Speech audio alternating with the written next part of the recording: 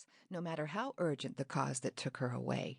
For missing my birthday, for not being there when I'd started my period, and too embarrassed to ask my daddy for help, had to ask old Mrs. Harewood at the drugstore whatever to buy. Most of all, I wanted to be angry at her for leaving me alone, the only girl in all of Eden without a mama, except Rula Wade, whose mama died birthing her, and even she had a stepmama, though one only 11 years older. I wanted to be mad, but I couldn't. All that anger just melted like spring ice off Baldy. It's gospel that no one could stay angry long at Mama. It always was. "Your daddy inside?" she asked. I couldn't tell if she was hoping he was or wasn't. "At the mill," I said. For sure, Daddy hadn't the least idea that Mama was coming home today. I sent off a prayer that he wouldn't stop at Cece's Bar and Grill, a dive a lot more bar than grill. Mama drew a deep breath and lifted a hand to shade her eyes as she looked around. "Spring in the Blue Ridge," she said. "It surely shows the Lord's gift with a paint box." Then she said she regretted missing the redbuds in bloom and the dogwood. She said dogwood in blossom looked like sulfur moths floating over the fields. Like she was telling me about the dogwood blossom and redbuds. I wasn't the one who had left. What I needed to know was where she'd been and exactly what she'd been doing. I was hungry for details beyond those 3-line messages scrawled on the back of postcards.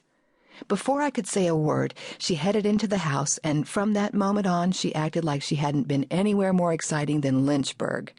While she unpacked and got reacquainted with the house, she asked me 100 questions about my school and friends and how I had celebrated my birthday, which she hadn't forgotten after all. She gave me a little purse covered with beads she said were sewn by hand.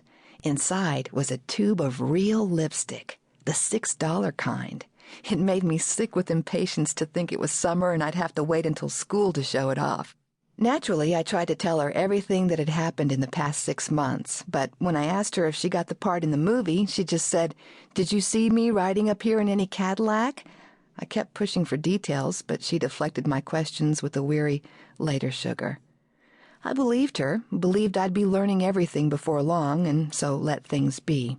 Maybe I shouldn't have, but that day I didn't have a clue 4 years would pass before I'd learn all the things my mama wasn't telling. By then, by the time I'd unraveled mysteries that took me clear across the country, I'd be bearing secrets of my own. After lunch, she pleaded exhaustion from the trip. Trip from exactly where? And went in to take a nap, not even bothering to change the rumpled sheets, a fact that revealed how tired she was. The linens were gray with grime, and Mama always was finicky about towels, corners, toilet seats, such like. I had tried my best while she was gone, but it was amazing how much work a house required. And I had school, too, which was supposed to be a girl's full-time job. Mama slept through most of the afternoon while I waited outside her door, edgy with unsatisfied curiosity and fretting about Daddy's maybe stopping at Cece's. I plotted about how to get word to him, so he would be prepared, so he would come straight home without detouring for a drink or 3. Finally, I called the mill and acted so bold it had occurred only once in our family history, when I was knocked out cold by a pitched ball in P.E. But on this of all days, he couldn't be reached. I could have saved myself the trouble. As if he had some special radar where Mama was concerned, Daddy came directly from work. When he walked through the door, she was sitting at the kitchen table, freshly showered and dressed in a becoming pink blouse. The second he saw her, he wasted no more time getting mad than I had. "Welcome home, Dinah May," he said. "Deanie," Mama said. "Dinah, Deanie, whatever, darlin'." It amazed me how a man could welcome his wife back like that, without one single word about what she'd been doing since January. Of course, Daddy always was a fool for everything about Mama. He thought she hung the moon. His sister Ida said he would carry Mama around on a pillow if it would make her happy. He displayed his love so openly, I was embarrassed for him. I thought it was plain silly for a man to act so crazy over any woman, even Mama. But I guess it's hard to express what there was about Mama. It was as if her even noticing you was a favor, though not in a conceited way. It was just her manner. Long before the phrase ever entered the vernacular, Mama ruled.